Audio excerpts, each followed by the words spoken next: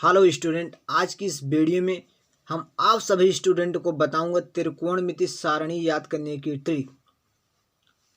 आज की इस वीडियो को देखने के बाद आप इस त्रिकोणमिति सारणी को अपनी ज़िंदगी में कभी नहीं भूल पाओगे। बहुत बेहतरीन ट्रिक के साथ हम आपको बताने वाले हैं और ट्रिक को हम समझा देंगे, आप कभी नहीं भूलोगे। तो चलिए हम इस वीडियो को शुरू करते हैं। तो वीडियो को लाइक करके चैनल को सब्सक्राइब कर लेना है, जिससे कि इसी प्रकार से ट्रिकदार और नॉलेजेबल वीडियो आपके पास सबसे पहले पहुंचे। तो चलिए देखिए, यहाँ मैंने लिखा है कोण। यहाँ 0 degree, 30 degree, 45 degree, 60 degree, 90 degree. इस लाइन में हम लिखेंगे अपनी ट्रिक। यहाँ साइन, क्वास, टेन, क्वासेक, सेक। आगे देखिए, यहाँ आपका है सेक, उसके बाद आगे है क्वाट। ठीक, यहाँ आप देख सकते हैं सेक, क्वाट। ठीक, इस प्रकार से हम सभी को आपको ट्रिक के माध्यम से याद करा देंगे। यहाँ देखिए, जैसे हम ट्रिक हमारी क्या होगी, सबसे पहले हमारी ट्रिक आपको लिखना है यहाँ 0। ठीक, इस प्रकार से हम लिखेंगे 0, उसके बाद 1, ठीक, उसके बाद 2, 3, 4। इस प्रकार से आपको 4 तक लिखना है। उसके बाद इसके बटे में आपको लिखना है 4। सब के बटे में आपको इस प्रकार से 4 लिख देना है।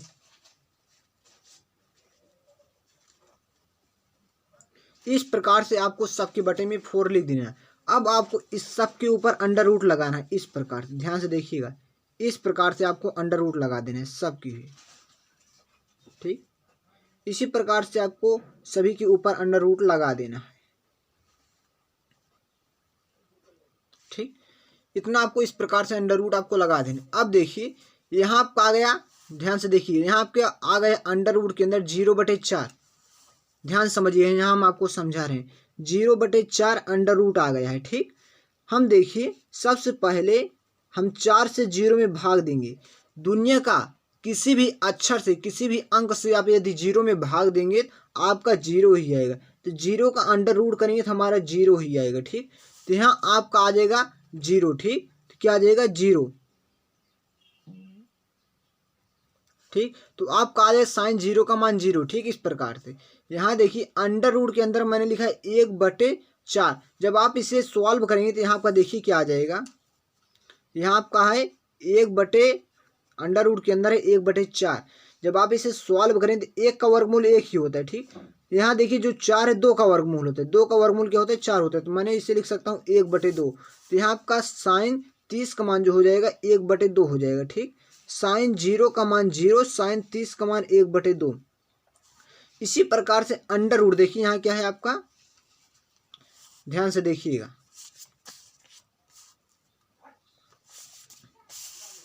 ठीक, यहाँ देखिए, यहाँ आपका है अंडर रूट के अंदर देखिए 2/4। जब हम इसे सॉल्व करेंगे तो यहाँ हमारा आ जाएगा, देखिए अंडर रूट 2 किसी संख्या का वर्गमूल। इस प्रकार से मैंने अंडर रूट 2 लिख दिया।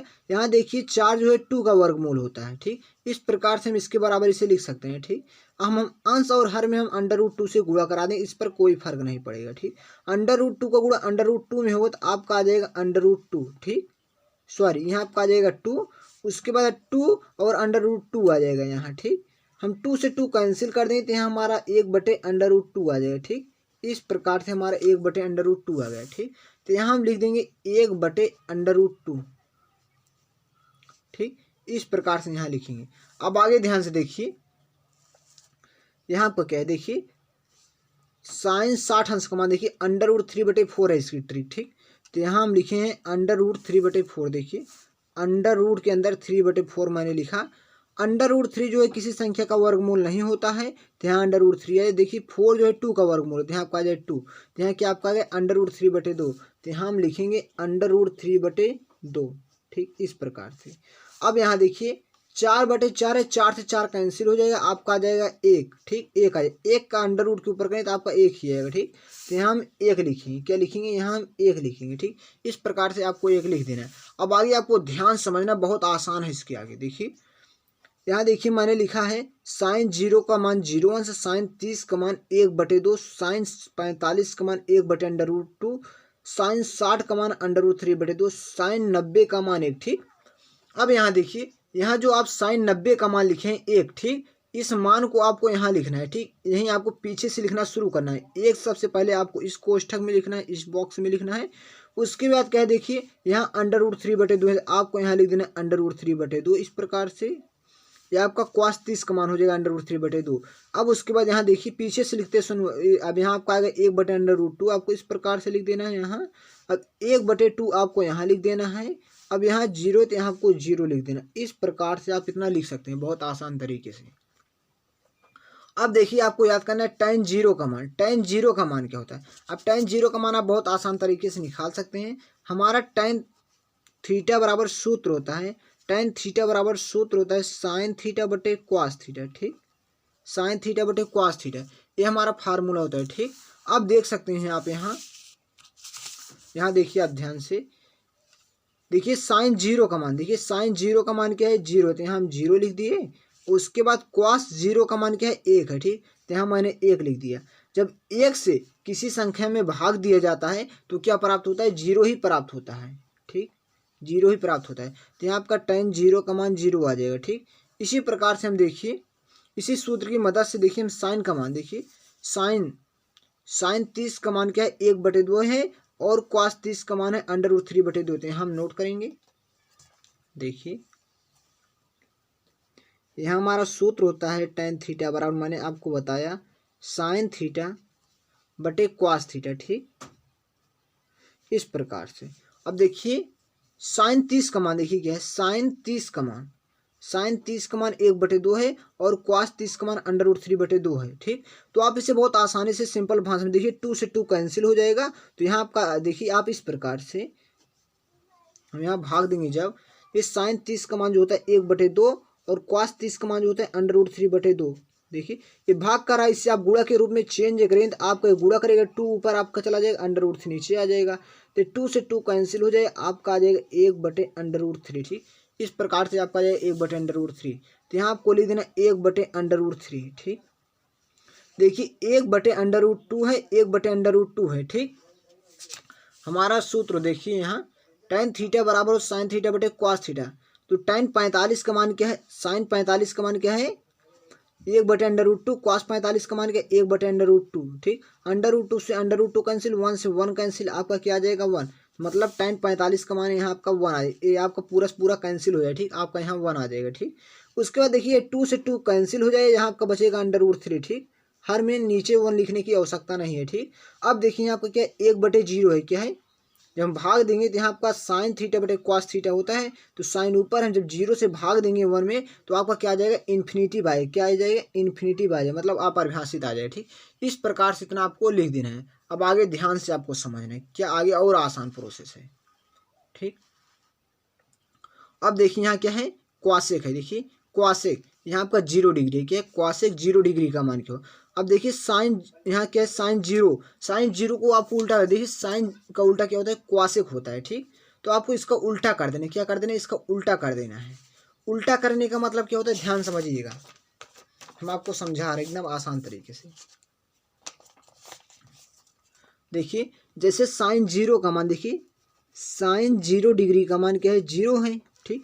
इसका उल्टा क्या हो जाए? इसका उल्टा मतलब इसके नीचे हम 1 लिख सकते हैं। अब इसको जब हम उल्टा करें तो हमारा 1/0 आ जाएगा। जब हम 0 से किसी संख्या में भाग देते हैं तो हमारा इन्फिनिटिव आता है, क्या आता है? इन्फिनिटिव। तो यहाँ आपको लिख देना है, ध्यान समझिए, तो यहाँ आपका आ जाएगा इन्फिनिटिव आ जाएगा, क्या आ जाएगा? आपका यहाँ इन्फिनिटिव आ जाएगा, ठीक। तो यहाँ आपका इन्फिनिटिव आ जाएगा, ठीक। अब आगे बढ़ते हैं, हम ध्यान समझना है आगे।